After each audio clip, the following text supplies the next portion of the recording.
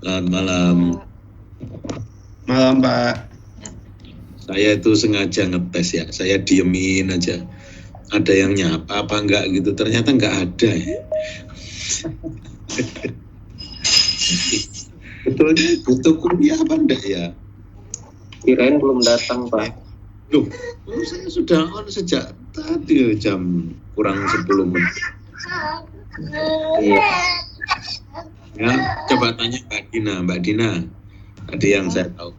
Nah, ya, saya tadi jam berapa online? Saya tadi masuk jam... Saya. Mbak Dina duluan. Saya kan jam berapa ya? Berapa ya tadi? Ayo, Pokoknya sebelum tulis. ada jam 18.30. Sebelum jam 18.30. Iya kan, saya tungguin aja, saya diam aja. Ya, Anda diam ya, saya diam. Ini eksperimen ya, terkait dengan materi hari ini ya, desain eksperimen dengan menggunakan ANOVA. Ternyata Anda lebih senang saya nggak nyapa ya, tunggu aja. Lebih senang nggak nyapa atau takut nyapa atau sungkan nyapa atau memang sibuk yang lain. Saya malah ngira ini, Pak, koneksi saya error, jadi keluar masuk saya. Jadi kita ini selalu dibenturkan pada ketidakpastian ya. Ragu ini, ragu itu. Oke, saya nanti kuliah lagi jam berapa? Setengah 8:30, Pak. 15 menit nanti extendnya ya. Berarti selesai 8:15 ya. Oke. Ini masih ada yang belum masuk juga. Presensi sudah semua ya. Sudah, Pak. Ya baik, sekarang saya tuh putranya siapa itu ikut kuliah itu. Ya, analisis variansi ini topik yang spesifik yang sangat berguna menurut saya, terutama dalam pengerjaan tesis nanti, karena analisis variansi ini adalah representasi lebih advance, lebih detail, lebih lanjut dari uji hipotesis. Sebagaimana yang sudah kita pelajari, uji hipotesis sampai dengan sebelum kuis itu kan bisa untuk satu parameter, bisa untuk dua parameter, alias bisa untuk satu populasi, bisa untuk dua populasi. Muncul pertanyaan, kalau populasi yang diamati itu 3 atau lebih, apakah tetap memakai uji hipotesis? Ya tentu saja bisa, tapi repot karena maksimal kan dalam uji hipotesis itu mengizinkan hanya 2 populasi. Kalau sampai 3 populasi berarti harus membandingkan secara berpasangan 2-2 berulang-ulang. Kalau 3 populasi berarti perlu 3 kali perbandingan. Berpasangan ya sebanyak 3, A lawan B, A lawan C, B lawan C begitu. Kemudian kalau populasinya 4 nanti dikombinasikan 2 ada 6, ada 5 populasi tambah banyak. Muncul permintaan, bisa nggak dilakukan analisis sekaligus jadi satu gitu, barengan secara simultan. Lah ANOVA atau analisis variansi inilah jawabannya. ANOVA ini jawabannya. Seperti apa itu ANOVA? Kita mulai dulu dari jenis-jenisnya ya, percabangannya ya. Saya tunjukkan ini ada diagram yang isinya 3. Ya, yang paling kiri itu ada yang disebut one way ANOVA. Ini one way ANOVA. One way ANOVA itu namanya one way, satu arah itu maksudnya, tapi sebetulnya ini lebih kepada pengertian nanti faktor yang diperhatikan atau faktor yang diamati di dalam eksperimen, di dalam percobaan, di dalam observasi itu hanya satu. Lawannya yang ini yang kanan sendiri nih, two factor. Artinya faktor yang diamati itu bisa lebih dari 1. Artinya 2, 3, 4 dan seterusnya. Meskipun bisa 3, bisa 4, namanya tetap two factor ya, two factor ANOVA with replication. Kemudian antara one way dan two factor ini ada randomized complete block ANOVA. Artinya apa? Sebetulnya ini tetap ya sama one way ANOVA. One way ANOVA, satu faktor ANOVA. ANOVA satu faktor, tapi untuk bisa melaksanakan eksperimennya kita diminta melibatkan faktor lain secara dummy. Kalau nggak memakai faktor lain, eksperimennya nggak bisa jalan. Walaupun kita sebetulnya hanya mengamati satu faktor di awal. Nah, ini satu faktor, ini dua faktor, ya kira-kira ini 1, faktor lah begitu di tengah-tengahnya. Ini nanti cabang yang tengah dan kanan ini kita pelajari pada pertemuan berikutnya. Nah, hari ini, malam ini kita pelajari one way ANOVA dulu ya. Untuk mempelajari ANOVA itu kita harus familiar dulu terhadap terminologi dasarnya.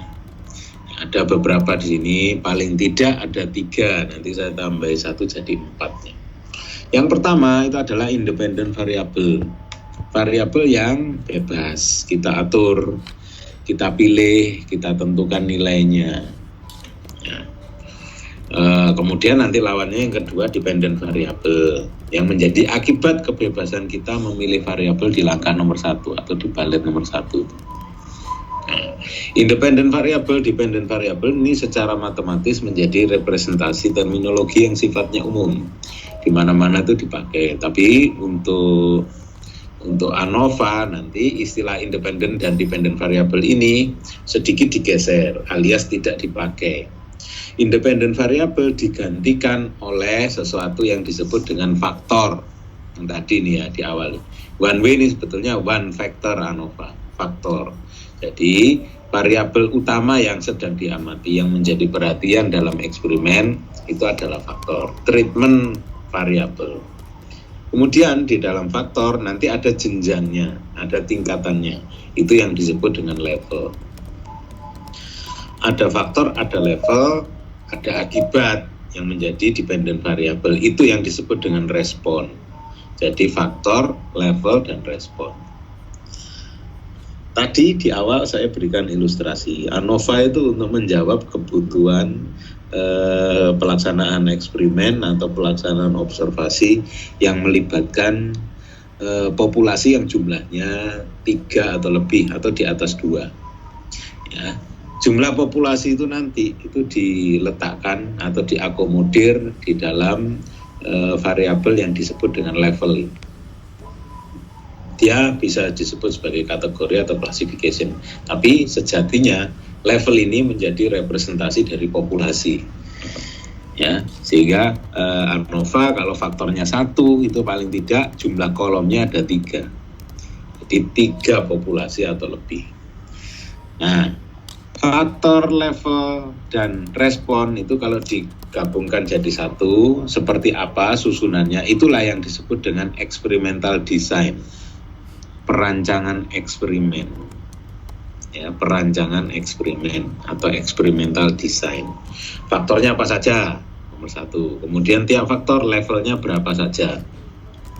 Nomor 2, ya. Kemudian faktor-faktor dan level-level tadi setelah kita set, kita atur, dipakai untuk mengukur apa? Itu yang disebut dengan respon. Nah, ini saya tambahi 1 lagi yang belum tertera di slide ini, yaitu replikasi. Replikasi itu maksudnya apa? Pengulangan di dalam tiap level untuk tiap kombinasi faktor. Ya, jadi untuk satu sel eksperimen yang sama, ada berapa banyak pengulangan percobaan yang dilakukan. Itu yang disebut dengan replikasi. Nah, 3 dan atau 4 terminologi ini, faktor, level, respon, dan replikasi, itulah secara lengkap nanti yang disebut sebagai experimental design atau perancangan eksperimen. Semuanya nanti dimodelkan secara matematis, ya, diukur secara kuantitatif, dan kita diminta untuk menarik kesimpulan. Apakah mendukung H0, apakah mendukung HA dalam rangka menentukan keputusan kita apa terhadap sebuah fenomena keteknikan atau engineering decision making. Ya, jadi begitu. Contohnya di sini, ya, contohnya untuk memperkuat pemahaman Anda tentang faktor, level, dan respon tadi. Ada 2 kalimat di sini yang ada di dalam kotak warna kuning. Accident rates for first, second, third shift. Atau ini kalau saya boleh lengkapi ya, ini jelas ya, saya tambahin gini deh. Working shift, Accident rates for first, second, third working shift. Ya, itu kalimat pertama. Kira-kira bisakah Anda menebak yang mana yang menjadi faktor, yang mana level, yang mana respon?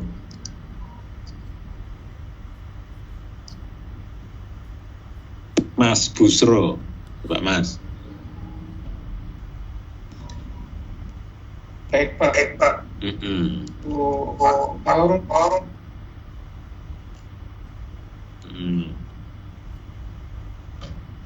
Faktor tadi adalah variabel bebas yang kita tentukan. Jadi si data analis yang memilih, oh ini yang saya pilih, saya tentukan nilainya. Saya pakai untuk mengukur apa? Nah, itu adalah faktor apa? Accident rate mungkin. Accident rate itu apa? Faktor, level, atau respon? Karena variabelnya bebas, faktor Pak. Faktor ya. Oke. Mas Busro memilih accident rate sebagai faktor. Mas Saiful coba. Ini saya tes dulu insting untuk melakukan eksperimennya. Jadi eksperimen insting saya coba ingin lihat. Mas Saiful Rizal? Iya Pak. Ada faktor, ada level, ada respon. Accident Iya. rate over second, third working shift. Ya, jadi kecelakaan kerja di shift pagi, siang, dan malam. Ya Pak. Untuk accident rate-nya dia masuk ke faktor, terus 3 shift ini dia masuk ke level. Untuk yang satunya, coba sedikit dulu. Itu sih Pak kayaknya. Iya, oke. Coba saya beri ilustrasi yang sederhana. Ilustrasi yang sederhana ya. Nih, Gerak. yang gampang. Tentang ini aja deh. Tentang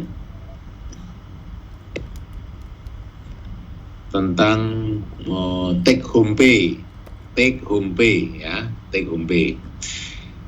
Ya, take home pay saya kaitkan dengan waktu lembur misalkan. Kalau saya punya keinginan, saya ingin mendapatkan take home pay yang maksimal, maka saya akan mengatur waktu lembur saya per minggu itu sekian jam.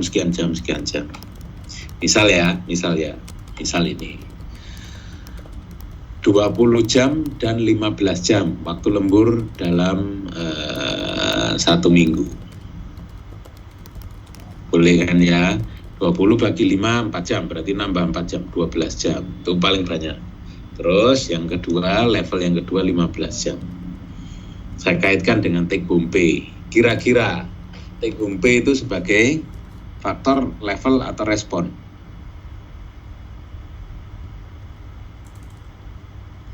Respon Pak. Respon ya. Jadi itu kan akibat. Take home pay itu kan akibat ya. Respon, dependent variable. Yang bebas kita atur yang mana? Jamnya Pak. Jam lemburnya Pak. Ya, itu yang independent variable. Yang bebas kita atur itulah faktornya. Ya. Nah, itu faktornya. Kemudian 20 jam per minggu, 15 jam per minggu, itu adalah levelnya. Jadi faktornya adalah overtime. Untuk menambah take home pay, saya pilih faktornya adalah overtime. Ya, kemudian overtime-nya memiliki level 20 jam dan 15 jam.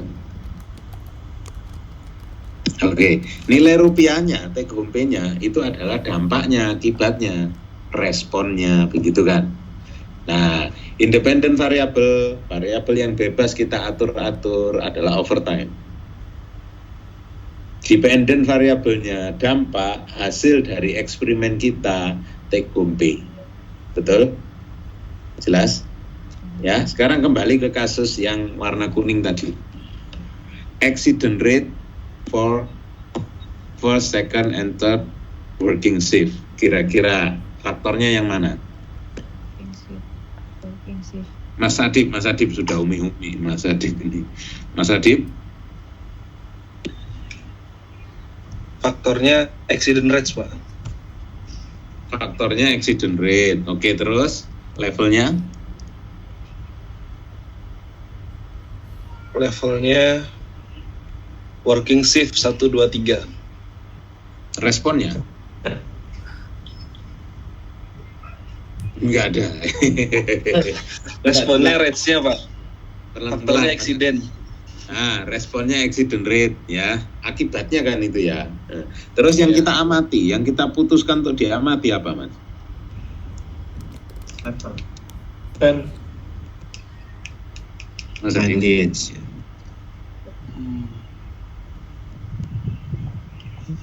Working shift, ya kan? Shift kerja yang kita amati. Levelnya pagi, siang, malam. Maksudnya kita ingin membedakan antar shift kerja pagi, shift kerja siang, shift kerja malam, kecelakaan kerjanya yang tinggi yang mana? Ada nggak perbedaan pengaruh? Bener nggak ada dugaan shift kerja malam tuh lebih banyak kemungkinan untuk celakanya? Itu loh contohnya ya. Oke, Mas Adib? Yang lain? Ya. Ya. Nomor 1. Nomor 2.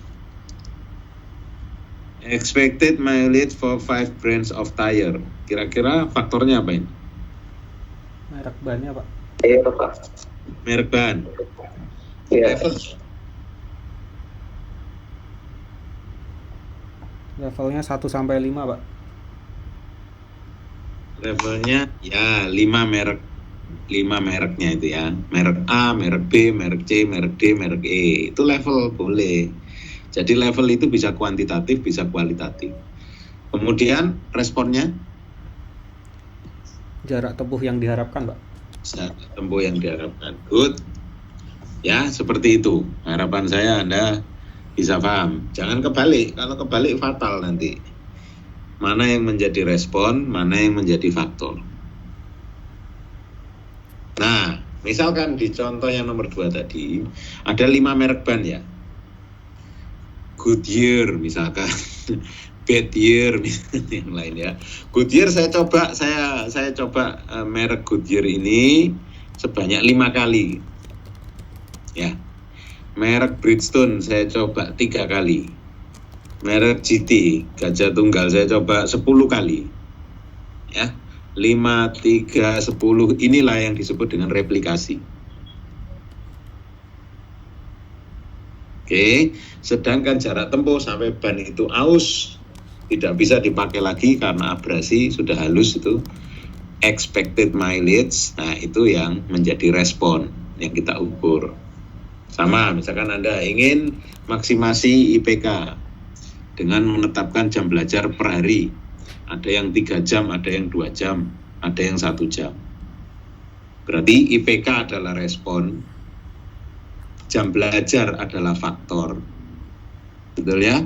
Kemudian 3 jam, 2 jam, 1 jam adalah levelnya. Ya, untuk meningkatkan kualitas produksi yang kita hasilkan, kita atur 2 hal. Suhu ruang kerja nomor 1. 2, pencahayaan ruang kerja. Suhu saya set 27, 26, 25 derajat Celcius. Itu levelnya. Pencahayaan saya set 1000 lumen, 800 lumen, 600 lumen misalkan. Nah, itu faktor dan level. Nanti dikombinasikan.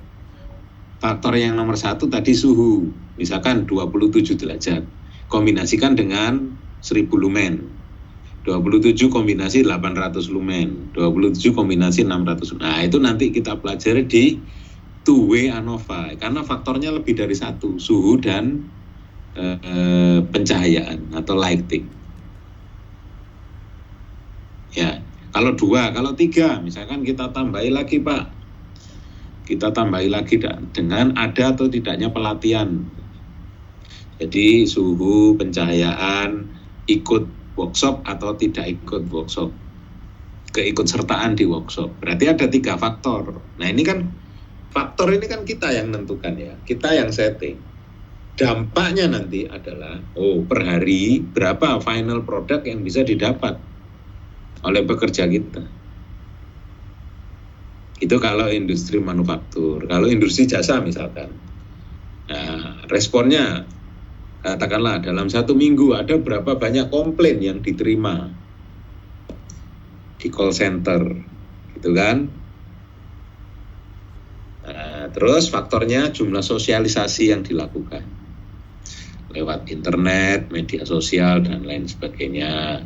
2, membuka event-event khusus, event promosi sekaligus sosialisasi dan sebagainya. Nah, itu faktornya, kita bebas mengatur faktornya. Oke, clear ya dengan settingnya ini dulu. Jadi nanti kalau tesis Anda tentukan dulu faktornya apa. Ya, faktornya. Katakanlah Anda ingin punya respon itu minimasi total maintenance cost, minimasi total biaya perawatan misalnya. Nah, faktornya apa? Nomor 1, schedule maintenance.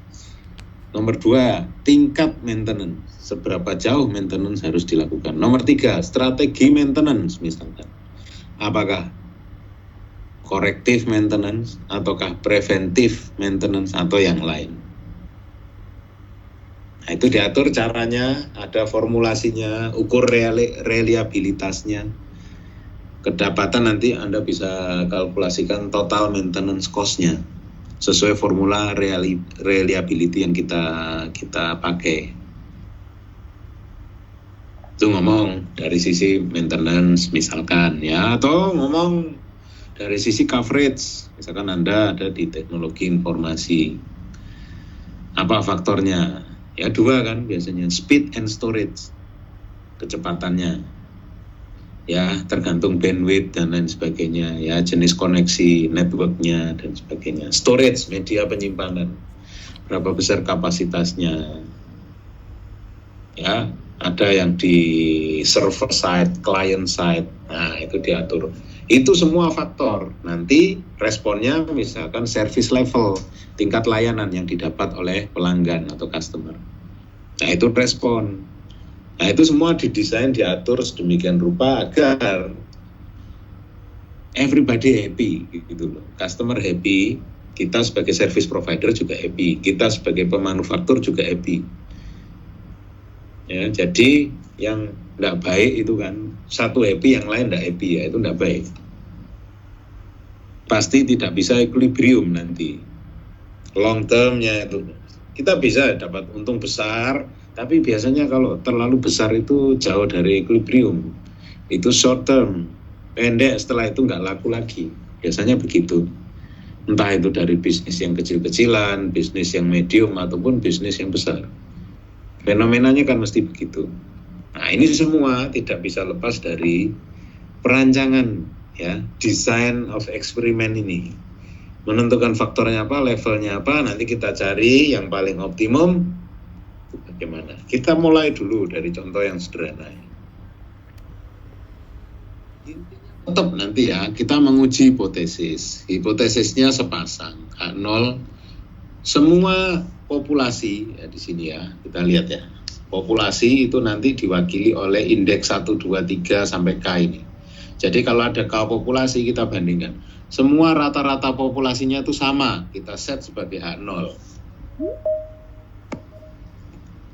Ya, semua rata-rata populasinya sama, kita set sebagai H0. Nah, lawannya, alternatifnya itu adalah not all population means are the same. Ini secara bahasa paling gampang, paling tidak ada satu mu ini yang berbeda dibanding mu yang lain. Paling tidak, ya, berarti boleh 1 yang berbeda, boleh 2 yang berbeda, 3, ataupun semua mu ini berbeda satu sama lain. Itu sebagai HA atau H1 boleh ya, H0, H1. Null hipotesis, alternatif hipotesis. Jadi 0 atau A, namanya begitu ya. representasi grafisnya itu seperti ini. Kalau H0, mu1 sama dengan mu2 sama dengan mu3 sampai mu terakhir. Itu semua mu letaknya satu posisi, alias kurva Gauss-nya ini sama. Distribusi standar normalnya terletak pada titik yang sama, di titik 0. Atau kalau dia masih distribusi normal biasa, bukan normal baku, ya posisinya ini harus berada pada satu nilai yang sama. Kalau 100, pusatnya 100 ya 100 semua, pusatnya 1000 ya 1000 semua, pusatnya N ya N semua. Yang jelas semua kurvanya ini berimpit. Ini artinya penerimaan H0. Bandingannya adalah situasi seperti ini, paling tidak ada satu kurva saja yang berbeda posisinya lah ini ya. Nah, ini misalkan yang biru ini kita sebut mu3. Berarti mu1 dan mu2 sama, mu3 sendiri yang berbeda. Atau ketiga-tiganya berbeda. mu1, mu2, mu3 saling berbeda satu sama lain. Ekspresi matematisnya itu seperti ini. Nah, kalau ini atau ini yang terjadi, maka kita harus menerima HA di sini.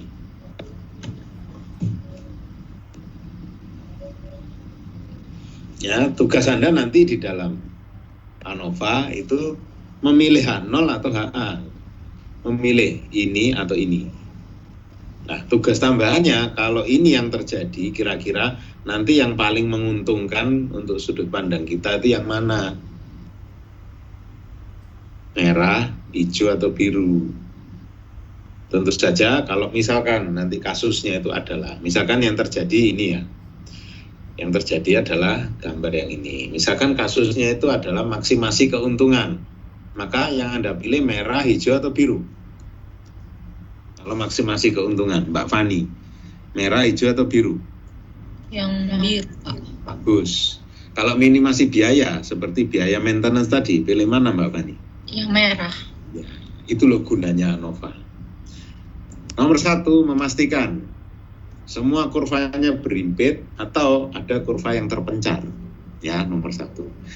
Begitu tahu kalau memang terpencar, tinggal kita terapkan kriterium kita, maksimasi atau minimasi. Kalau maksimasi cari yang paling kanan, kalau minimasi cari yang paling kiri, udah selesai.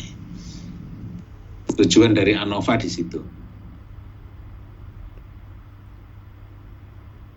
Ngomong risiko bisnis, pilih merah atau biru atau hijau? Yang hijau kali, Pak. Risiko bisnis. Yang merah paling merah, kecil. Ya, merah. Nah, ya, merah. Kalau ngomong tentang service level? Yang biru. Iya. Kalau situasinya ini? Service level berarti yang biru juga, Pak.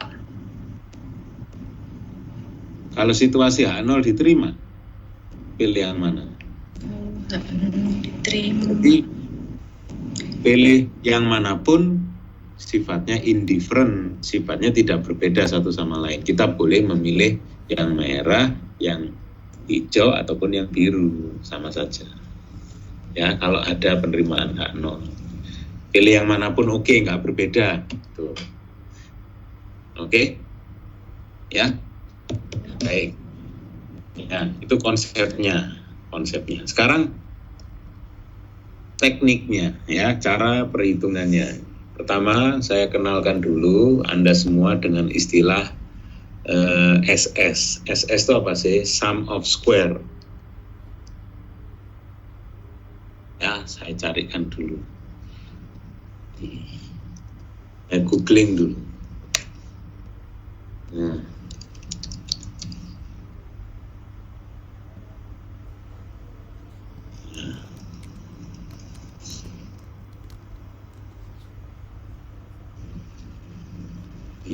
Kalau kita search ya, variansi gitu ya di Google ya, variansi akan muncul rumus ini di kanan ya. Kelihatan ya rumusnya ini ya, variansi. Kelihatan, Pak. Untuk menghitung variansi itu, ya, sebuah datum tertentu dicari posisi relatifnya terhadap rata-ratanya.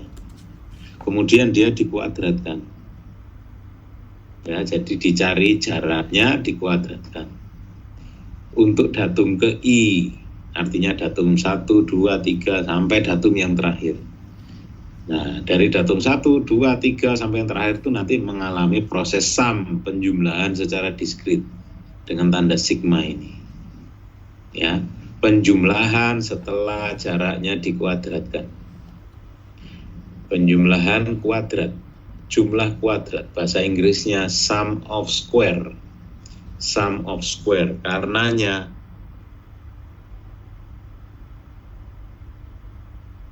tadi sudah kelihatan belum ya? Sudah ya, sum of square, saya ganti sekarang.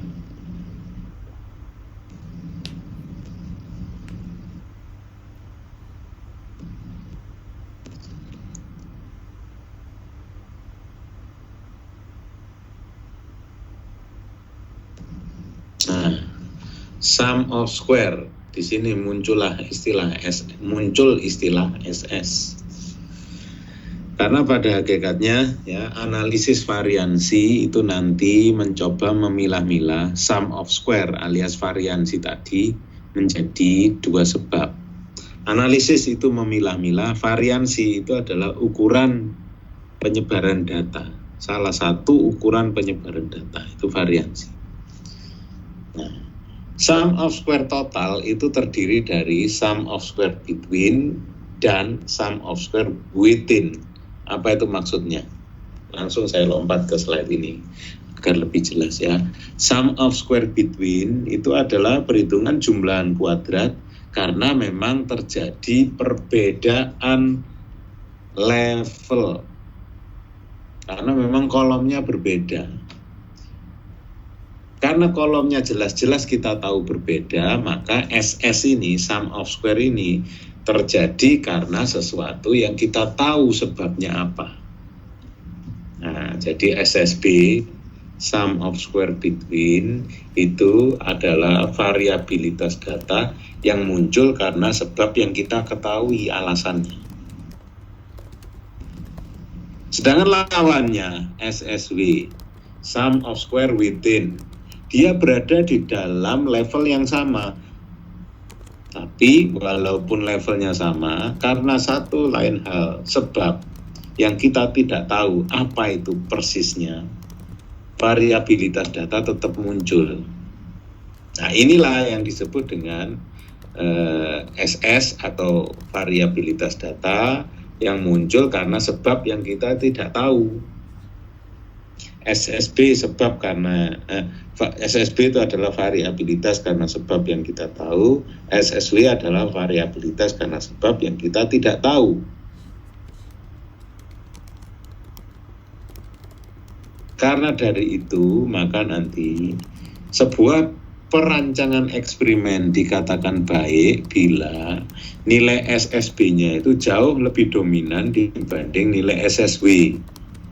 Artinya kalau SSB itu lebih besar, kita bisa mengalamatkan data itu bervariasi karena faktor-faktor yang kita tahu dan kita otomatis bisa mengendalikannya. Sebaliknya kalau eksperimen itu isi atau konten dari SSW-nya lebih besar, lebih dominan daripada SSB, maka eksperimen tersebut berisi variabilitas data karena sebab-sebab yang kita tidak tahu. Alias eksperimen kita tidak terkendali. Ya, tentu saja kita ingin SST ini mayoritas isinya adalah SSB. Kondisi ideal SST itu isinya hanya SSB. Kondisi ideal itu mungkin terjadi tapi peluangnya sangat kecil. Ya, tetap SSB itu selalu muncul. Karenanya tugas kita khusus untuk ANOVA, ya, khusus dalam ANOVA adalah meminimasi SSW karena SSW ini adalah musuh utama di dalam ANOVA. Kalau dirunut-runut maka statementnya akan begini. Ya, ANOVA terdiri dari dua kata, analisis variansi. Variansi, ukuran variabilitas data, kita uraikan, kita analisis ke dalam SSB atau SSW. Ya, SST ini kita uraikan menjadi SSB atau SSB. Nah, setelah itu nanti kita putuskan kondisinya bagaimana, SSB yang lebih dominan atau SSW yang lebih dominan. Kalau SSB lebih dominan artinya perancangan eksperimen kita sudah bagus. Tapi sebaliknya kalau SSB lebih dominan, perancangan eksperimen kita harus kita rombak, kita perbaiki. Yang mana tujuannya nanti satu, yaitu meminimalisir nilai SSB. Itu hakikat dari ANOVA. Sampai sini ada pertanyaan dahulu.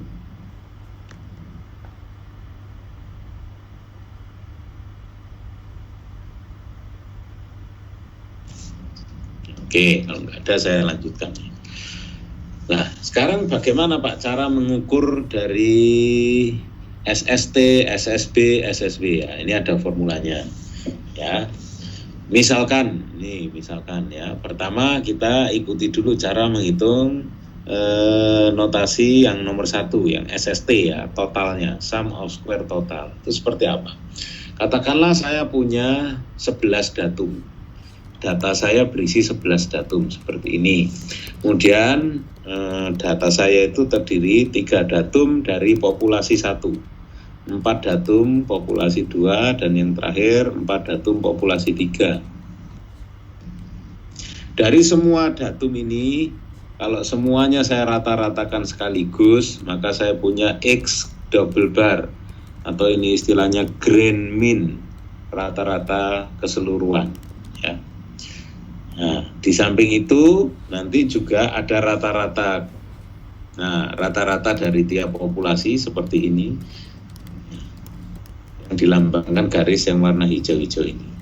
Tapi untuk SST kita belum memerlukan itu ya, kita hanya memerlukan grand min. SST dihitung dengan cara membandingkan datum nomor 1, X11 artinya X ya, dari populasi 1 untuk replikasi yang nomor 1. Jadi populasi 1 replikasi yang nomor 1. Misalkan ini ya, X11 dikurangkan terhadap X double bar, ini berarti jaraknya, dan dibuat kuadrat untuk menunjukkan magnitud efek yang membesar agar lebih kentara lagi variabilitas datanya, karenanya datanya dikuadratkan serta menghilangkan efek plus minus. Jadi menyimpang ke bawah sekian, menyimpang ke atas sekian, itu dianggap sama. Hanya saja untuk menghilangkan prinsip saling meniadakan, maka diberi kuadrat. Nah, hasilnya selalu positif ya. Menyimpang ke atas, menyimpang ke bawah, kalau dijumlahkan langsung bisa netral. Tapi kalau dikuadratkan, nah itu semakin menambah, karena hasil kuadrat selalu positif ya.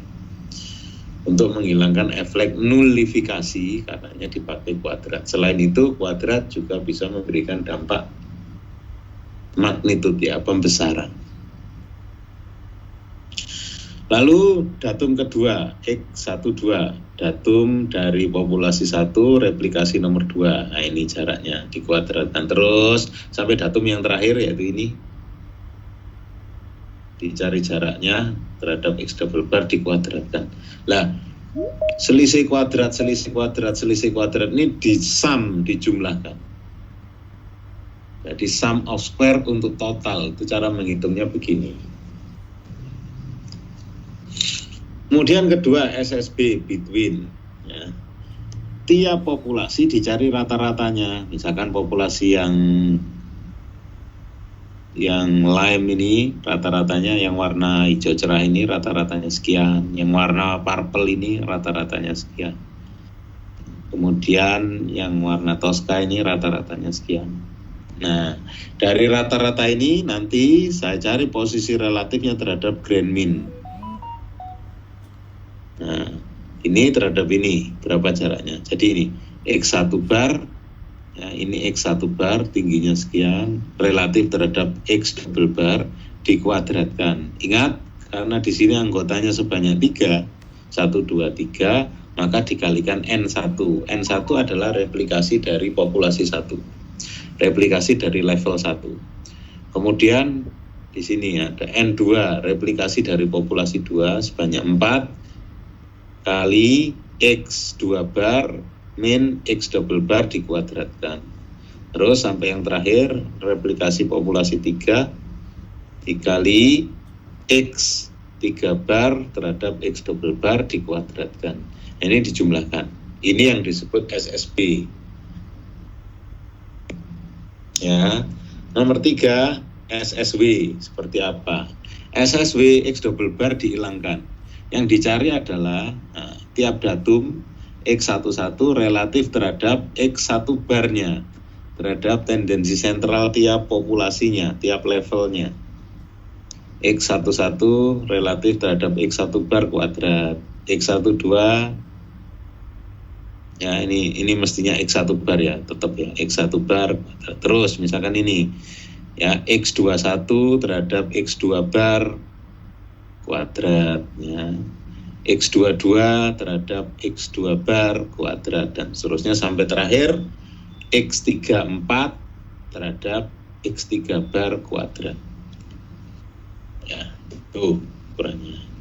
Lah, kalau sudah nanti kita baru masuk ke tabel ANOVA. Inilah yang disebut tabel ANOVA. Nanti menjadi alat utama kita di dalam melakukan pengambilan keputusan.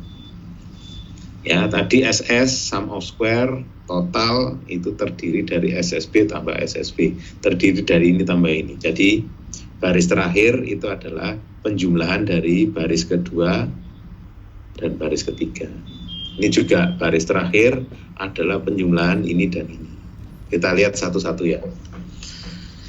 Ya, SST sama dengan SSB tambah SSB. SSB ada rumusnya, SSB ada rumusnya, SST ada rumusnya. Pada prakteknya nanti Anda tidak perlu menghitung ketiga-tiganya memakai rumus ini satu-satu. Ini ada rumusnya, ya ini ada rumusnya, ini ada rumusnya, ya. Nah, tapi Anda bisa pakai di sini, Anda hitung 2 saja. Misalkan SSB dan SSB Anda hitung, otomatis Anda tahu SST. Atau Anda sukanya menghitung SSB dan SST, maka SSW adalah SST dikurangi SSB. Cukup menghitung 2 di antara 3 ini, otomatis nanti yang ketiga tinggal kita cari asosiasi matematisnya dengan pengurangan ataupun penjumlahan. Demikian pula untuk derajat kebebasan. Kita tahu tadi SSB itu perhitungannya adalah berdasarkan banyak sedikitnya populasi atau banyak sedikitnya level. Ingat, populasi diakomodir oleh notasi level di dalam ANOVA. Sehingga di sini DF-nya adalah jumlah level atau jumlah populasi dikurangi 1. Total itu juga jumlah datum ya, datanya itu ukurannya berapa, ini notasinya N besar dikurangi 1. Berarti within sample degree of freedom-nya adalah N besar min 1 dikurangi K min 1. Kalau ini saya kurangi ini, maka hasilnya adalah N besar min K. Nah, guna dari degree of freedom atau DF ini adalah sebagai faktor koreksi. SSB, ya ini adalah jumlahan kuadrat. Tapi jumlahan kuadrat tergantung berapa suku yang kita jumlahkan, gitu kan.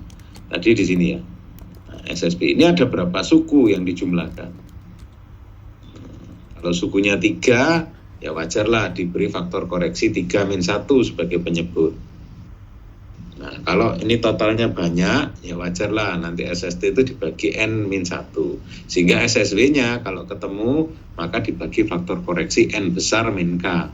Ini faktor koreksinya. Untuk menghilangkan banyak sedikitnya item yang terlibat. Karenanya ada istilah mean of square between, mean of square within. Ini yang menjadi faktor yang sifatnya itu mengalami penyesuaian berubah dari SS menjadi MS.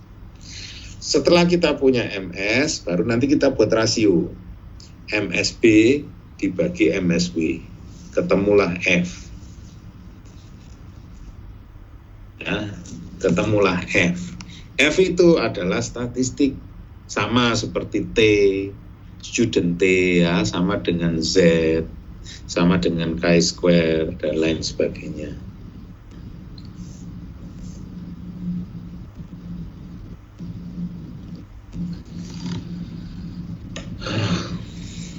Ya, yang mana itu harus kita bandingkan satu sama lain. Nah, nanti hasil perbandingannya kita lihat ya, statistik dari hasil perhitungan lawan statistik hasil dari tabel.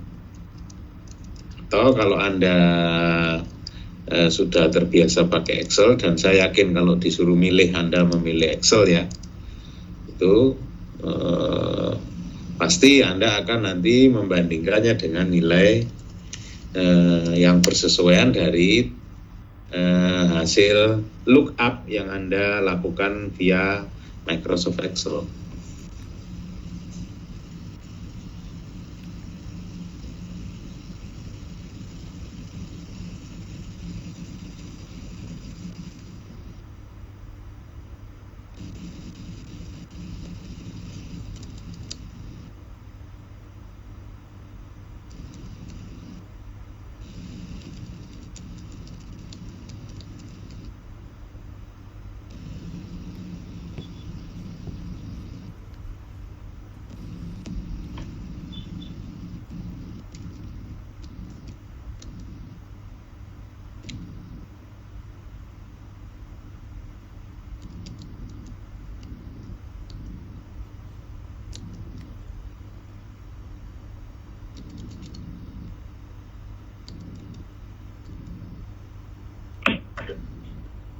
Erwin, Ya.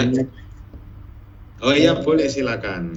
iya Pak, bisa dijelaskan lagi Pak, saya masih belum terlalu paham artinya between sample sama within sample.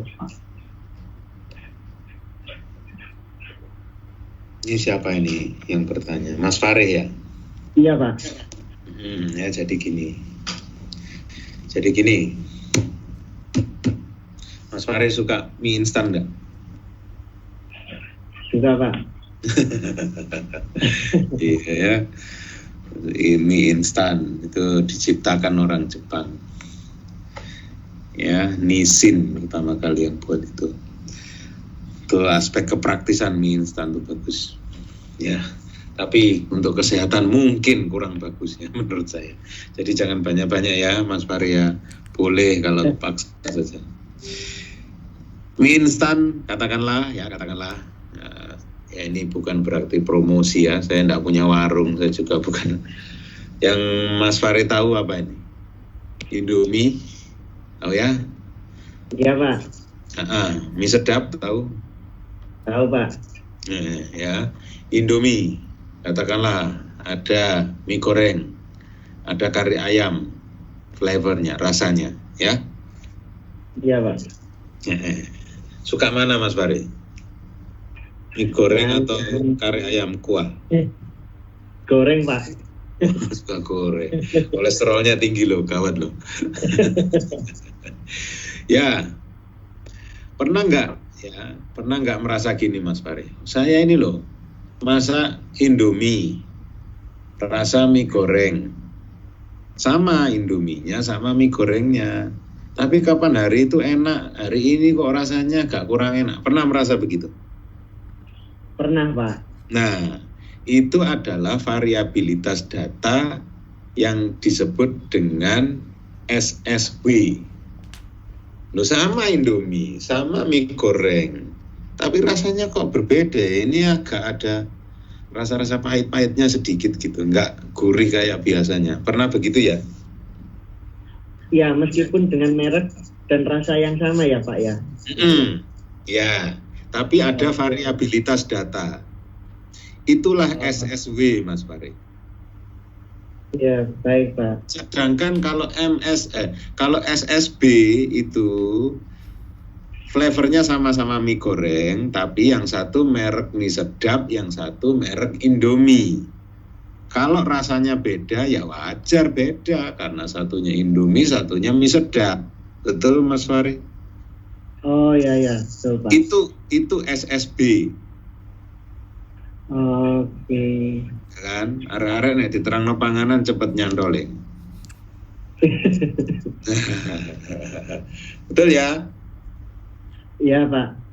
Berarti Ya, bisa kita bilang kalau between sample itu kita paling tidak sudah tahu kenapa justifikasinya gitu ya Pak? Itu SSB. Kan tadi saya sudah bilang, variabilitas data karena sebab yang kita tahu, itu SSB. Jelas mereknya berbeda, wajar harganya berbeda, rasanya berbeda, nilai gizinya berbeda, seperti itu SSB ya. Tapi kalau merek sama, tapi lo kok lain ya, nggak kayak kemarin, kenapa ini? Nah itulah SSW. SSW seringkali disebut sebagai error, Mas Fahri. Oke, baik Pak. Jelas, clear?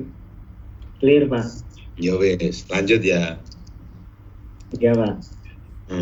Nah, setelah ada SSB, SSW, ini nanti kita bandingkan gitu loh maksudnya. SSB dibagi SSW, ini ya. B dibagi W. Apakah between ini nanti lebih dominan dibanding within? Kalau iya, berarti eksperimen Anda sudah pada jalur yang benar. Tapi kalau ternyata W-nya lebih dominan dibanding B, maka eksperimen Anda ini harus ditata ulang desainnya. Biasanya sebabnya ada faktor lain yang belum Anda eksplisitkan di dalam eksperimen Anda. Itu nanti ya, advance ya. Sekarang kita lihat dulu. Konsep dari MSB dibanding MSW ini jelas enggak? Kita mencari MSB dibanding MSW dalam statistik F, nanti statistik F ini dibandingkan rasio antara statistik hitung lawan statistik dari tabel atau statistik dari Excel. Excel itu kan intinya tabel juga tuh. Cuman database sifatnya tersembunyi ada di dalam database Excel. Ya, intinya di situ ya. Oke, wes itu dulu dipegang. Sekarang contoh ini. Saya beri waktu 1 menit untuk membaca contoh ini. Nanti saya tanyai, kita diskusi lagi.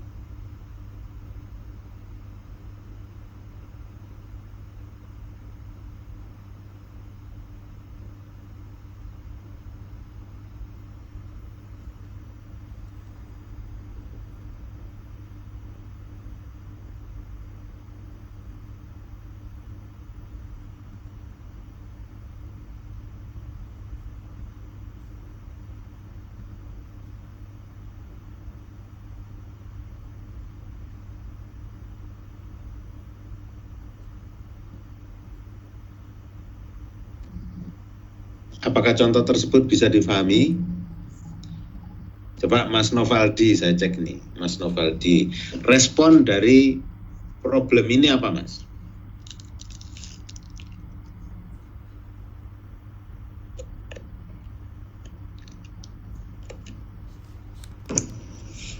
Ya, Pak.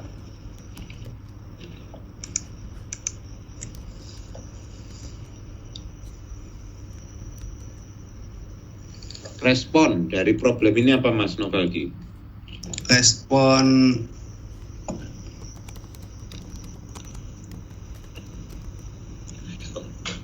apa ya? Ayo. Ngerjakan apa, Mas? Distance-nya, Pak.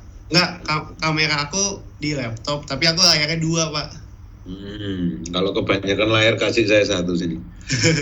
Jadi aku lihatnya di sini, Pak. Oke, sudah. Responnya apa? Ininya, Pak. Dari signifikan levelnya, Pak. Semua responnya, Pak. Ya, ada 3 toh. Ada faktor, ada level, ada respon. Tadi kita sudah diskusi contohnya panjang lebar. Ya, ini ada kasus trivial, kasus sederhana tentang main golf. Ada klub 1, klub 2, klub 3. Ya, klub itu alat pukul golfnya itu, tongkatnya tuh. Ya, yang biasa main golf tuh mesti ngerti. Ada 3 macam tongkat. Terus masing-masing tongkat dicoba 5 kali. Dan itu ada jarak pukulnya dalam satuan yard. 200 sekian itu.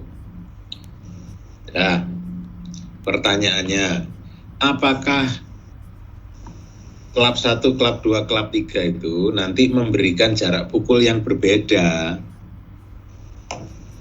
Nomor 1. Kemudian nomor 2, kalau berbeda sebaiknya kita pilih klub yang mana? Nah, untuk bisa menjawab kasus seperti ini, maka kita perlu strukturisasi dulu.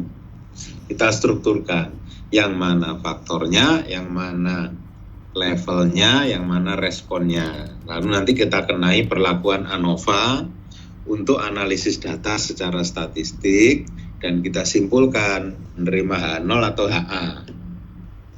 Ya, coba Mas Aswin, faktornya apa Mas? Coba. Baik, Pak. Faktornya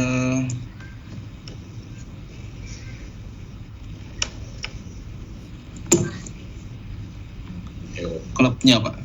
Bagus, klub ya. Terus ya, Mbak Fani, levelnya berapa Mbak? Levelnya trialnya ini Pak, yang 254. Lupa lagi. Coba coba kembali kasus tadi ya.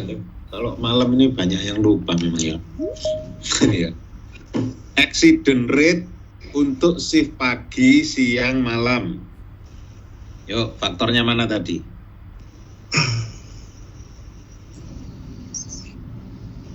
Yang tadi loh. Accident rate, betul. Kemudian levelnya? Pagi, siang, malam. Siang, responnya? Responnya accident rate, Pak. Accident rate-nya. Bagus. Cukup, reminder saja. Itu kita analogikan untuk kasus ini. Ya, faktornya tadi sudah dijawab oleh Mas Aswin tadi. Klub. Ya, golf club, betul. Ya, terus levelnya 3 Pak. 1, 2, 3 Pak. Klub 3. Good. Responnya Jarak pukul. Ya 200 sekian itu responnya ya. Terus pertanyaan lagi kurang satu lagi. Tiap level atau tiap populasi itu diulang berapa kali? 5 kali Pak. 5 kali Pak.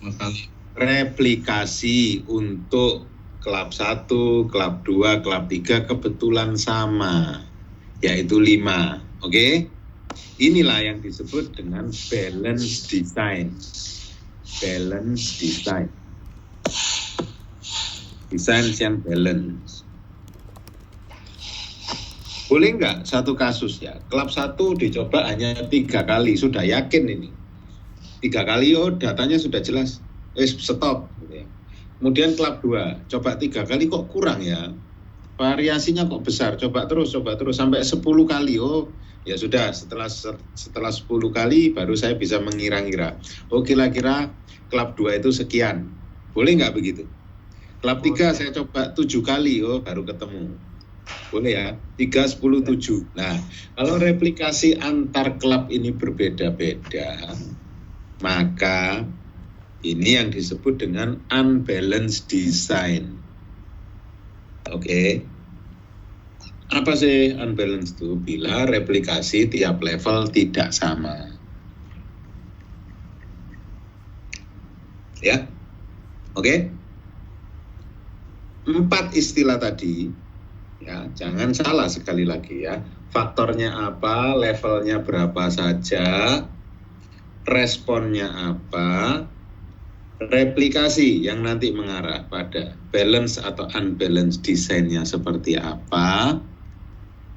Ini kalau semua dirangkum jadi satu, inilah yang disebut dengan experimental design atau perancangan eksperimen. Ya, perancangan eksperimen. Nah, ini nanti yang penting untuk tesis Anda. Ya, yang memengaruhi total biaya inventory misalkan ya. Apa itu? Nomor 1, cara pesan Pak. Cara pesannya per bulan atau per semester dan sebagainya. Nomor 2, jumlah suppliernya Pak, ada berapa. Nomor 3, transportation cost Pak. Nomor 4, metode penyimpanan kita Pak, atau disiplin penyimpanan kita Pak. Maksudnya apa disiplin tuh? Bisa first in first out, last in first out, atau average ya.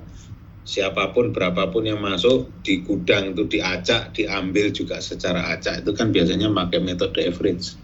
Nah itu nanti mempengaruhi total inventory cost. Cara perhitungannya berbeda. Responnya apa? Ya itu tadi, total inventory cost. Faktornya apa? Supplier, transport, cara pesan, cara nyimpan, disiplin antrian, dan sebagainya. Oke? Ya, tesis itu nanti begitu. Jadi konsep dasarnya itu tetap sama. Eksperimental desainnya itu seperti apa? Nah ini yang penting, dasarnya di sini. Gitu loh ya, saudara-saudari semua. Ya, baik. Nah ini kalau secara kasat mata kembali ke kasus dia, kasus yang gampang nih, golf. Kalau Anda disuruh memilih, ini misalkan dari pukulan pertama, mestinya pengen jaraknya sejauh mungkin. Anda pilih klub 1, klub 2, atau klub 3 kira-kira? 1. Ya, oke. Ya, saya sepakat. Klub 1 ini Pak, tendensinya, ya tendensinya itu menghasilkan jarak pukul yang lebih jauh. Secara statistik deskriptif, kalau digambarkan nih Pak, klub 1 itu posisinya di sini, klub 2 di sini, klub 3 di sini. Ya, ini secara deskriptif. Tapi secara ANOVA kita harus cek dulu, gitu loh. Nah ini kalau kemarin pakai uji hipotesis biasa, kita harus bandingkan dua-dua. Klub 1 lawan klub 2 lebih bagus mana?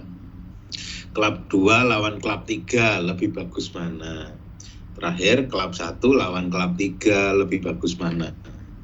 Itu kalau kita memakai alat uji hipotesis konvensional yang kita pelajari sebelum kuis.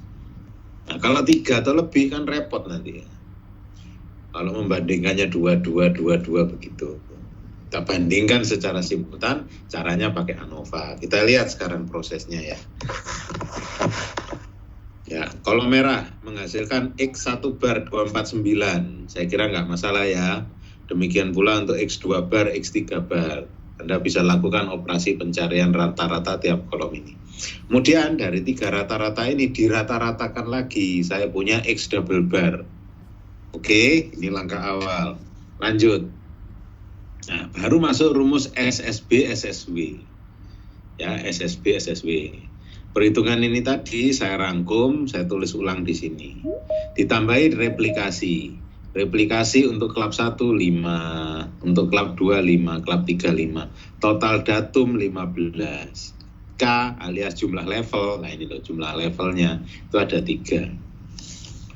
Yes, ini rangkuman datanya. Ya. Kita hitung sekarang SSB rumusnya. SSB tadi kan rata-rata kolom pertama terhadap rata-rata total ya. Ini dikuadratkan. dikali berapa banyak replikasinya, 5. Untuk kolom 2, 226, 227 kuadrat kali lagi 5. Untuk kolom 3, 205 min 227 kuadratkan kali 5. Jangan lupa ya, mengkalikan jumlah replikasi. Ini menjadi rumus yang ada di SSB. Nih, kalau balance design langsung bisa diasosiasikan jadi satu di luar. Seperti ini ya, diasosiasikan, asosiasi. Keluar. Yang nomor 2 yang saya pilih SSW. Nah, tadi ya yang ditanyakan tadi.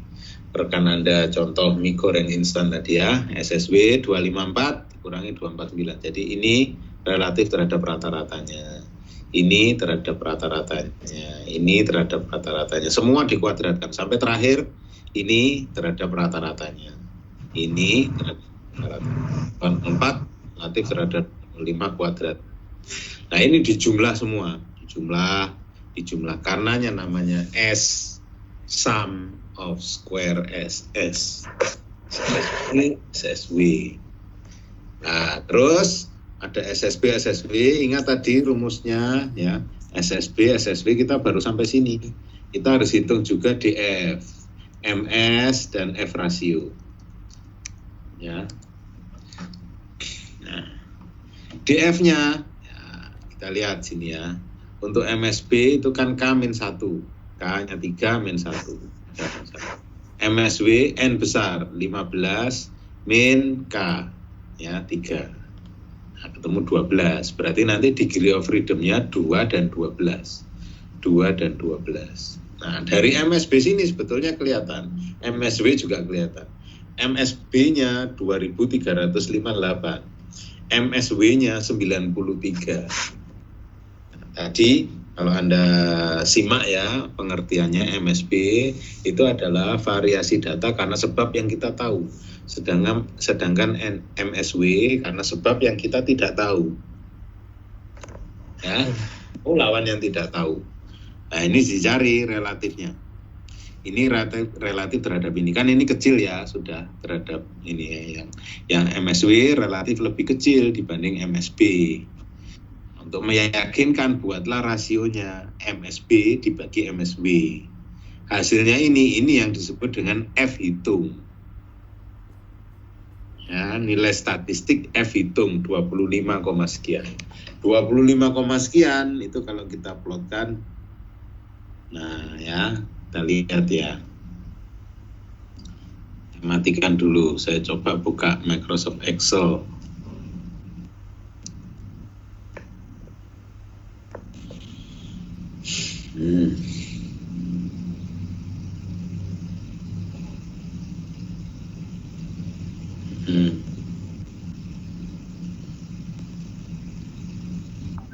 Apakah sudah terlihat? Sudah, Pak.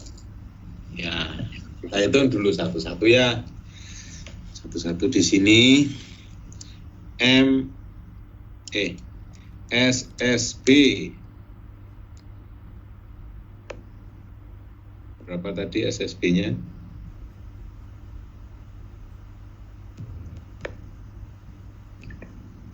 Nah, 716,4. Ya, betul. 4716,4. Ya, kemudian SSW 1 1119,6. Iya. Nah, terus F1 Amin 1 tadi ya. Kemudian DF2 12 min 3. Itu ya. Oke, kemudian alfa dipakai 5%. Ya kan? Nah, sekarang kita ingin tahu. Kalau kita hitung tadi F hitung itu adalah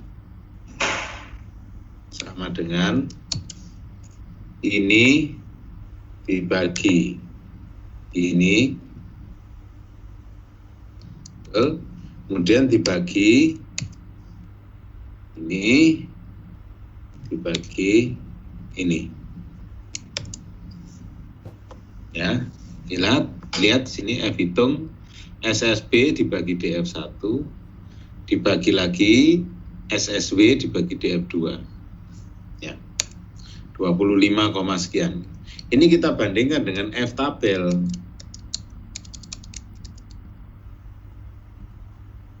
Nah, caranya punya F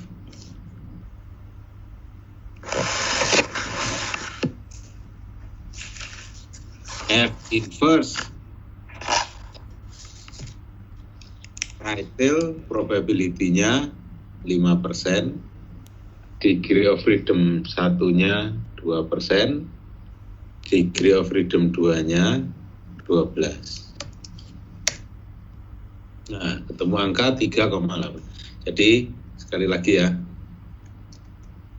formulanya F inverse right tail, karena daerah penolakannya ada di kanan ya, right tail, pakai yang F inverse right tail, masukkan ya alfanya itu B5, kemudian degree of freedom penyebut 2, yang atas apa? Degree of freedom pembilang itu 2, degree of freedom yang bawah penyebut itu 12. Masukkan, kalau dihitung 3,88. Nah, F hitung ternyata jauh ada di atas F tabel. Itu kalau digambarkan, ya digambarkan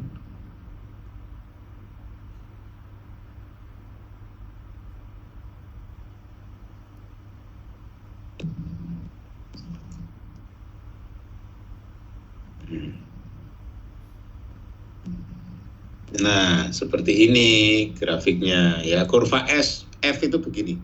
Kurva F itu begini ya. Dia condong ke arah 0. Ini namanya right skew.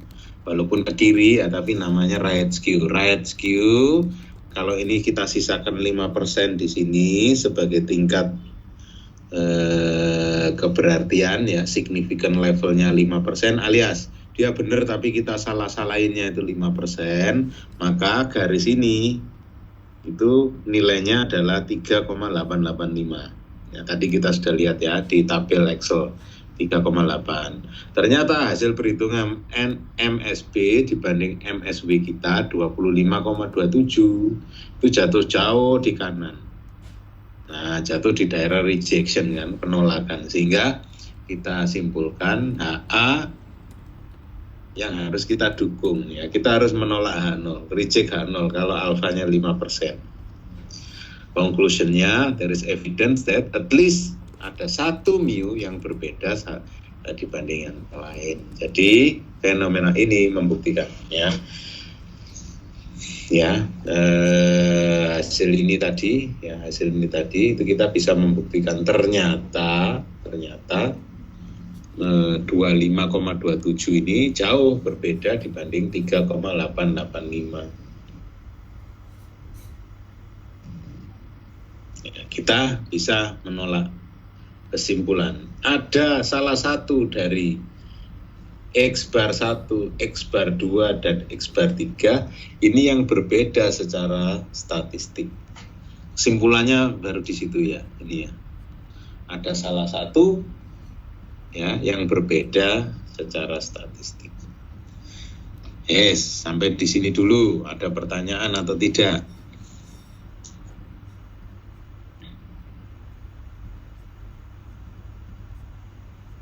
Kita mengata-ngatai ini berbeda secara statistik atau tidak. Kita bisa menunjukkan buktinya. Kalau tadi hanya berdasarkan statistik deskriptif di sini dengan scatter diagram ini, itu kan baru secara visual ya, tapi bukti secara numerisnya mana? Nah, ini loh, ini bukti numerisnya ini. Ya, bukti numerisnya ada di sini.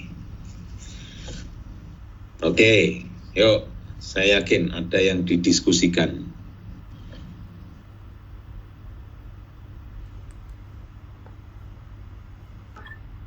Izin bertanya, Pak. Silakan, siapa ini? Mbak Pratiwi, Pak. Oke, Pak, ya Mbak. Tongkatnya tiap klub 1, klub 2, klub 3 itu punya kinerja yang beda kan ya, Pak? Nah, dari hipotesa kita ini belum bisa menyimpulkan yang mana yang terbaik, belum bisa berarti ya, Pak? Baru sebatas kita tahu tiga-tiganya beda gitu aja ya. Ya. Jadi gini Mbak, ya kesimpulannya itu balik ke teorinya ya. Kita sampai dengan penerimaan atau penolakan hipotesis statement tadi itu baru bisa memilah. Kalau mendukung H0, nanti kesimpulannya ini. Ya kan? Ini mendukung H0. Kalau menolak H0, bisa ini atau bisa ini. Kita belum tahu masih. Kita baru sampai, oh ternyata bukan ini. Yang benar itu kalau nggak ini ya ini. Kalau nggak yang kiri ini ya kanan ini. Titik, baru sampai situ Mbak Pratiwi. Juga teman-teman yang lain. Kalau ingin tahu yang mana yang kanan, yang mana yang kiri, yang mana yang kanan, yang mana yang kiri, nanti kita lanjutkan dengan ini. Nah, Tukey-Kramer test. Ini nanti kita bicarakan di pertemuan berikutnya. Tukey-Kramer test. Ya, jadi yang kita lakukan tadi baru ini, F-test ini. S itu untuk menspesifikasi kita mendukung H0 atau mendukung H1. F-test. Nah, hasilnya apa? F-test ini. Ini F-test. Kita menolak H0, mendukung H1 atau mendukung HA. Malam ini cukup sampai itu dulu. Yang penting Anda paham. Ya, Pak Pratiwi. Oke? Ya, Pak. Ya, Terima kasih, Pak. Tunggu paparan berikutnya. Tenang, sabar. Berangkat bersama, selesai bersama. Saya itu ingin semuanya paham. Bukan cepet-cepetan paham, bukan. Ya, tapi semua paham. Terima kasih Mbak Pratiwi pertanyaannya. Yang lain? Maaf Pak, izin bertanya. Ya, siapa ini? Nadira Pak. Mbak Nadira. Oke Mbak, yang mana ini orangnya?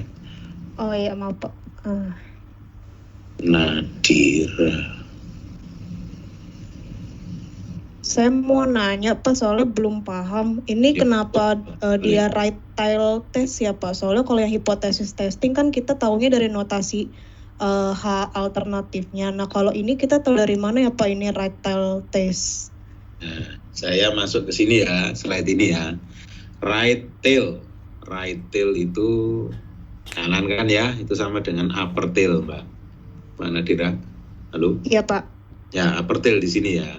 Lihat, kekhususan kurva F itu adalah nilai terendahnya 0.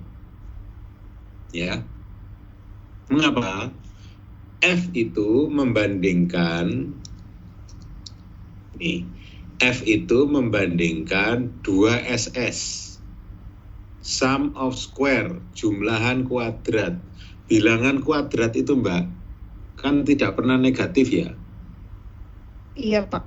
Jadi yang atas MSB ini positif, yang bawah ini juga positif. Positif dibagi positif selalu positif, sehingga nilai terendahnya itu adalah 0. Karenanya di sini 0. Beda dengan kurva normal. Kurva normal minggu lalu, nilai terendahnya itu minus tak hingga. Nilai tertingginya positif tak hingga. Nah, jadinya sekarang kalau kita mau membandingkan ya, kita lihat situasinya. Yang kita bandingkan apa? Karena yang kita bandingkan di sini adalah sum of square, maka nilai terendahnya 0. Ya, tujuan kita tadi kan ingin mengata-ngatai apakah yang lebih dominan tuh yang SSB atau SSW, kan gitu ya? Iya Pak. Kalau kondisinya itu SSB lebih dominan, maka hasil pembagian ini itu angkanya akan ada jauh di atas 1, betul? Betul Pak. Nah, jauh di atas 1 itu ada di kiri sini, deket 0 sini, atau jauh ke kanan sana? Jauh ke kanan. Nah, itulah jawabannya. Mengapa kita tidak meletakkan daerah penolakan itu di kiri? Karena di kiri itu tempatnya 0. Sedangkan tujuan kita itu membandingkan SSB dibanding SSW. Kalau SSB-nya lebih dominan, maka SSB dibanding SSW dibuat rasio, angkanya akan ada jauh di atas 1. Jauh di atas 1 itu di mana? Jauh di atas 1 itu adalah right tail test. Oke Pak, paham. Terima kasih Pak. Ya, oke, bagus pertanyaannya. Berarti Anda sudah ngerti. Prinsipnya sudah ngerti, cuman cari jawabannya itu ya memang tugasnya dosen memfasilitasi pertanyaan seperti ini. Oke, yang lain? Nah, ternyata tidak ini ya, tidak semudah yang dibayangkan. Tapi pelan-pelan nanti kalau kita coba kita telaah lebih lanjut, dasar-dasarnya itu kita kuati terlebih dahulu. Saya yakin ya nanti Anda bisa lakukan, selesaikan tesis Anda dengan memberikan evidence, dengan memberikan bukti secara objektif sebaik mungkin ya. Nah, kita bekali dulu pelan-pelan dengan alat-alat seperti ini. Ya, jangan pernah lagi mengambil kesimpulan secara intuitif untuk keperluan tesis ya, tapi untuk keperluan kehidupan Anda sehari-hari nanti, kalau pengalaman sudah lengkap ya, kemudian Anda sudah melalui beberapa fase tentang pengambilan keputusan, bolehlah Anda lakukan. Bahkan beberapa keputusan penting itu harus intuitif. Tapi keputusan operasional dan taktikal itu wajib Anda harus memberikan bukti melalui analisis data seperti ini. Oke? Mudah-mudahan ini bisa menginspirasi ya, membantu Anda untuk mengerjakan tesis nanti ya. Pokoknya pastikan semua kuliah itu harus berkorelasi dengan tesis Anda. Kalau nggak ada hubungannya dengan tesis, mending nggak usah ikut kuliahnya. Protes ke dosennya, Pak, Bapak ini kuliah apa sih? Nanti untuk tesis saya gunanya apa gitu kan ya? Oke, cukup sampai di sini ya. Malam ini cukup saya kira. Masih ada? Oh iya. Pak, Ya, boleh. Bertanya. Ya. Banyak Kan, juga boleh. Kalau yang ANOVA yang ini tuh yang ada di slide itu kan pasti dia akan positif ya nilainya untuk F-nya. Benar ya Pak ya? Nah, berat kemungkinan untuk nilai ini kan upper tail ya. Nah, berarti kalau misalnya dia left tail berarti di angka 0, gitu kah Pak atau 0, iya. Oh. Nah, kalau 0, artinya apa Mbak?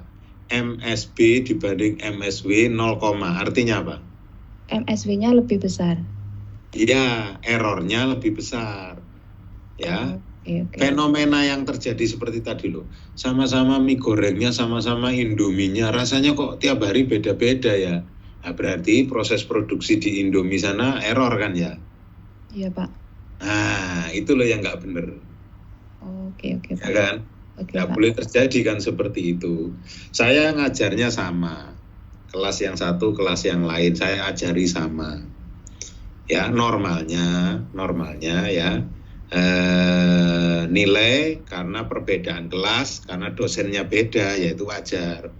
Tapi kalau sama-sama saya ngajar di kelas yang sama, satunya nilainya 10, satunya nilainya 100, nah itu kira-kira bagaimana? Baik atau jelek? Ada nilai errornya. Ya iya, errornya gede kan ya. Yang baik itu ya, kalau nggak A semua ya E semua gitulah. Oke Pak. Betul ya? Terima kasih Pak. Iya. Ya. A semua, Pak E semua. A semua Pak. Iya. Yang penting belajar ya, dipahami ya. Nggak usah ngapalin rumus, nggak usah, dipahami. Baik Pak, makasih Pak. Masih Pak. Ada yang lain? Ya, baik. Kalau nggak ada, terakhir. Ya boleh.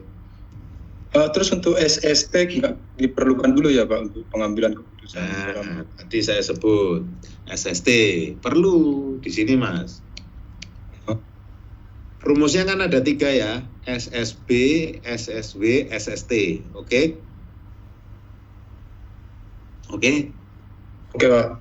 Nah, Anda bisa cukup menghitung 2 saja. SSB dan SSW boleh, SSB dan SST boleh, SSW dan SST boleh. Nanti SSB-nya kan tinggal SST dikurangi SSW. Itu lebih terletak kepada lebih mudah mana Anda menghafalkan rumusnya gitu ya, atau lebih familiar mana Anda dengan rumus-rumus ini. Ya. Nah, kalau di SMA atau S1 itu mungkin problemnya kan ujian buku tertutup mungkin ya. Tapi kalau di S2 ya malah kalau tertutup malah aneh. Berarti rumus yang manapun tidak ada masalah. Tapi tetap dari 3 itu 2 saja yang Anda hitung. Yang lain tinggal asosiasi matematisnya. Silakan dikurangkan atau silakan dijumlahkan. Begitu saja. Ya, SST tetap perlu tapi tidak wajib. Begitu ya penjelasan saya, oke? Siap, Pak. Izin Pak sedikit tanya Pak. Ya, boleh. Pak, tadi yang terkait kesimpulan terakhir tadi yang orangnya enggak muncul di layar siap. Yang dibuleti Mas Aswin. Mas Aswin ya. Oh ya Mas Aswin, oke. Pak mohon izin bertanya Pak yang di slide setelah ini Pak, yang di kesimpulan setelahnya Pak. Ya. Itu nilai F itu kan berarti tadi kan upper tail ya Pak ya nilainya ini. Kalau misalnya angkanya masih di atas 1 Pak, 1 koma, itu berarti kesimpulannya tidak di reject kan Pak ya, H0-nya Pak ya. Jadi intinya kesimpulannya bisa jadi F-nya MSB lebih besar, tapi bisa jadi kesimpulannya H0 diterima atau H0-nya di reject. Ya. Nah, itu kunci dari statistik di situ. Kalau MSB dibanding MSW keluarnya ya, misalkan nggak usah 1 deh, 3,5 begitu saja. 3,5 itu kan masih ada di kiri 3,88 ini ya masih di situ. Nah itu berarti mengindikasikan penerimaan H0. Secara gampang begini Mas, untuk daerah yang tidak diarsir sampai dengan 3,884 ini ya, 3,884 ini tuh masih sama dengan masih temennya 0 gitu loh.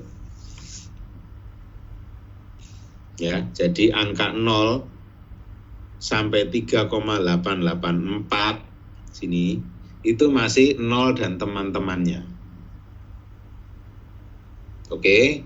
Sedangkan 3,885 itu sudah bukan 0 lagi.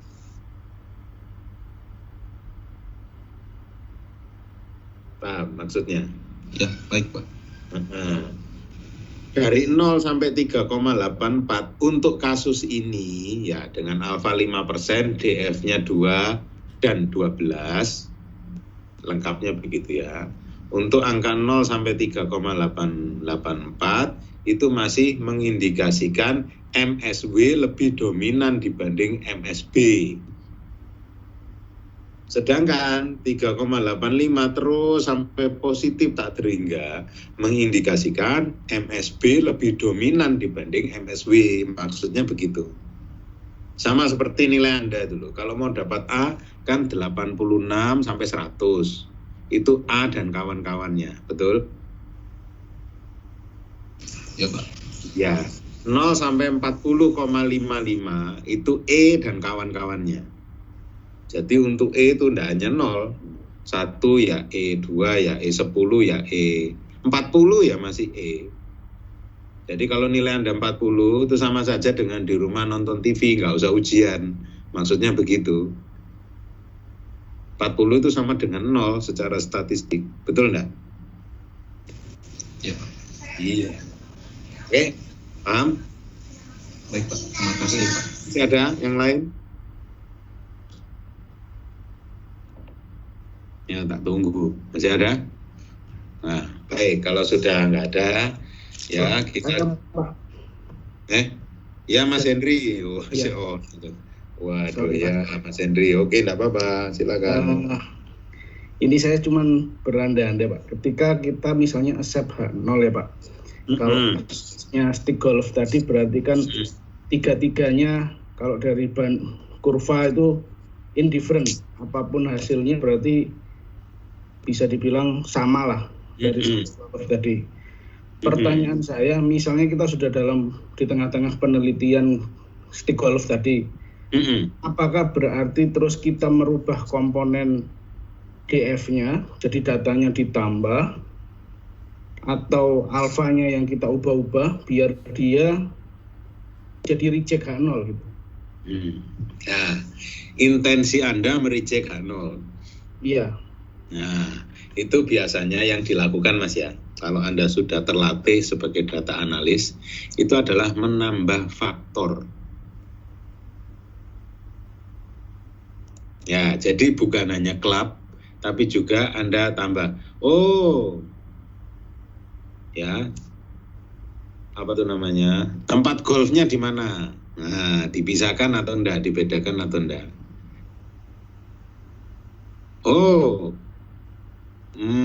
Main golfnya kapan? Hari Minggu, hari Sabtu, atau hari yang lain? Faktor yang lain misalkan, yang mukul siapa? Laki atau perempuan? Nah, itu kan belum dipikirkan. Belum lagi ngomong arah angin dan sebagainya, ya. Nah, ada faktor lain yang perlu ditambahkan. Cara untuk mengurangi error, berarti ya, kalau menerima H0 itu kan tendensinya MSW-nya masih besar. Ya, kalau MSW besar harus dikurangi, bukan dengan merubah data, bukan yang lain, tapi menambahkan faktor. Itu akan terlihat nanti di pertemuan berikutnya. Ya, Mas Hendri, bagus pertanyaannya. Hanya sayang sekali, sayang beribu sayang. Pertemuan berikutnya itu 2 minggu lagi. Ya, Banda? Ya. Kenapa, Pak? Kenapa, Pak? Minggu, Pak? Ya, nanti tanyakan Pak Rektor. Ya. Tanyakan Pak Rektor. Soalnya info di grup kalau kuliah malam nggak tahan. Masih normal Pak, info di grup MMT. Ya, coba nanti dicek ya, kalender akademik ITS minggu depan. Ya, Pak. Gimana? Ada jadwal UTBK kalau nggak salah minggu depan itu Pak.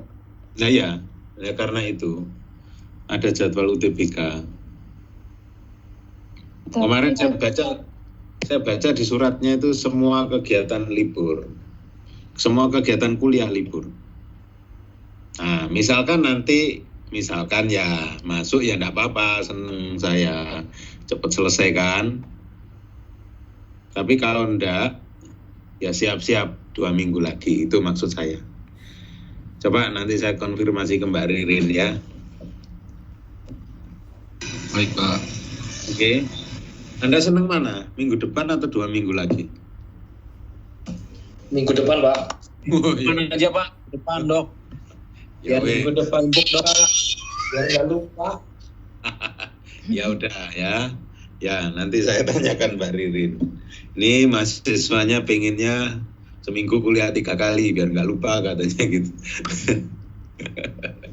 Ya wes ya, tunggu pengumuman berikutnya ya. Baik Pak. Pokoknya cek saja My ITS Classroom. Cek My ITS Classroom. Nanti tanggalnya available di MS Teams linknya itu tanggal berapa ya? Oke. Selamat malam. Selamat Terima kasih Pak. Selamat malam Pak. Terima kasih Pak. Terima kasih Pak. Terima kasih Dok. Ya, wassalamualaikum warahmatullahi wabarakatuh. Waalaikumsalam.